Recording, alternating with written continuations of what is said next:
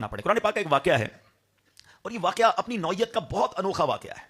معاملہ یہ تھا کہ حضرت یونس علیہ السلام یہ ان کو اللہ پاک نے شہر نینوا کی کہ جو رہنے والے جو لوگ تھے ان کی رہنمائی کے لیے بھیجا تھا, انہیں اسلام کی طرف بلانے کے لیے بھیجا تھا, ان کی طرف رسول بنا کر بھیجا.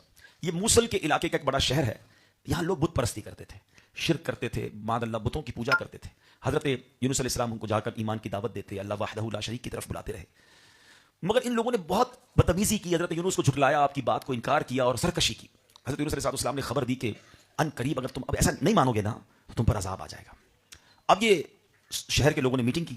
اچھا تھے بڑے عجیب لوگ, کہتے ہیں حضرت یونس نے کبھی جھوٹ نہیں بولا ہے, یہ جو کہتے ہیں سچ کہتے ہیں. اگر یہ کہہ رہے نا عذاب آئے گا تو اب آئے گا تو صحیح, لیکن جب یہ رات کو نکل جائے نا شہر سے تو پھر سمجھنا عذاب آنے والا ہے. اگر یہ شہر میں ہی ہے تو پھر سمجھ لو خطرہ نہیں ہے, کیونکہ اللہ کے نبی اگر ہیں تو نکل جائیں گے شہر سے. اب کمال کی بات دیکھیں, یہ مانتے ہیں کہ سچ بولتے ہیں لیکن ایمان نہیں لا رہے. تو یہ بات بھی یاد رکھیے, جن کے دلوں پر مہر لگ جائے نا کہ ان کے سامنے آپ ساری دلیلیں رکھ دیں, قرآن و حدیث کھول کھول کے بتا دیں, نہیں ماننا تو نہیں ماننا. اب یہ قوم یہ تو مان رہی ہے کہ حضرت یونس سچے ہیں, مگر یہ نہیں مان رہی کہ جو کہہ رہے ہیں وہ بھی تو مانو نا, اللہ ایک ہے, بت پرستی چھوڑ دو. انہوں نے کیا کیا, حضرت یونس پر واچ لسٹ بٹھا دی, غور کرتے رہے کہ گئے تو نہیں, شہر چھوڑ کے گئے تو نہیں.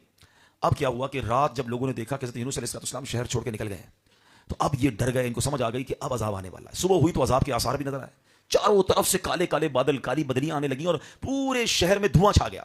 یہ منظر دیکھ کر کے لوگوں کو سمجھ آ گئی کہ اب کسی وقت بھی عذاب آ جائے گا. پہلے تو حضرت یونس علیہ السلام کو ڈھونڈا, وہ انہیں نہیں ملے.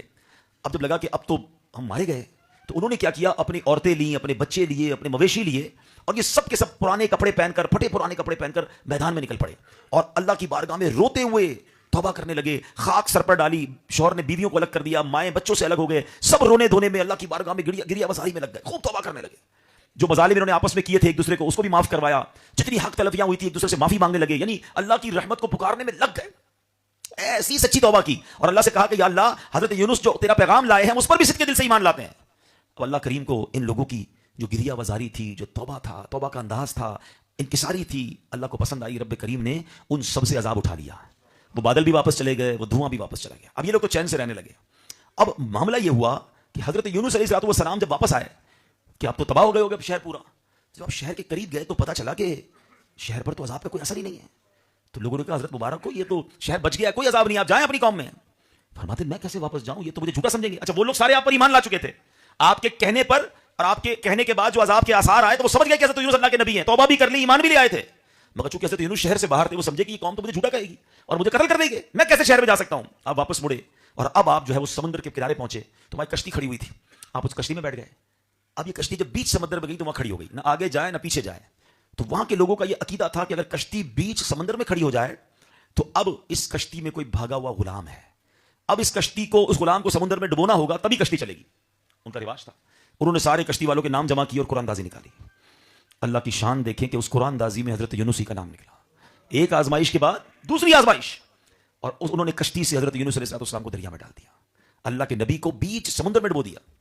اب اللہ کی شان دیکھیں, وہ تو کشتی دے کر نکل گئے اور ایک بہت بڑی مچھلی نے حضرت یوسف علیہ السلام کو نکل لیا.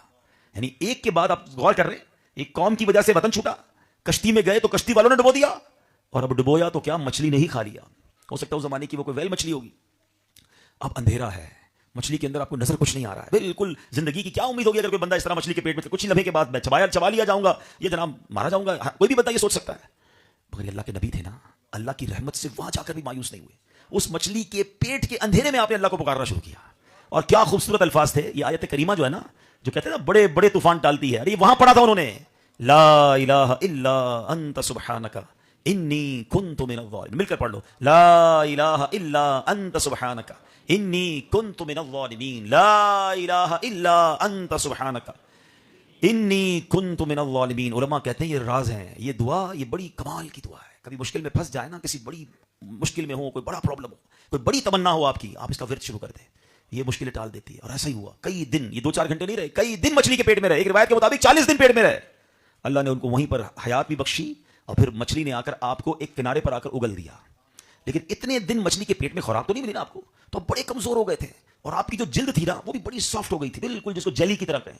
اللہ کی شان دیکھیں کہ وہاں آپ جب کنارے پہ گئے تو آپ کھڑے بھی نہیں ہو پا رہے تھے, تو آپ کے قریب ایک کدو کی بیل اگ گئی اور آپ کو سایہ کرنے لگی, اور پھر آپ اسی سے خوراک بھی لیتے رہے, ریسٹ بھی کرتے رہے. جب کچھ توانائی ملی تو اب آپ اپنی قوم کی طرف آئے, اور جب قوم کی طرف آئے تو قوم تو پہلے ہی ویٹ کر رہی تھی آپ کا, وہ تو آپ کو عزت کر رہی تھی, آپ کو شاندار انداز میں ویلکم کیا گیا, اور آپ اپنی قوم میں رہنے لگے. یہ واقعہ قرآن مجید میں موجود ہے. یہ پارہ نمبر جناب 11 ہے اور قرآن پاک کی پوری سورت کا نام سورہ یونس ہے اور اس کے اندر یہ واقعہ موجود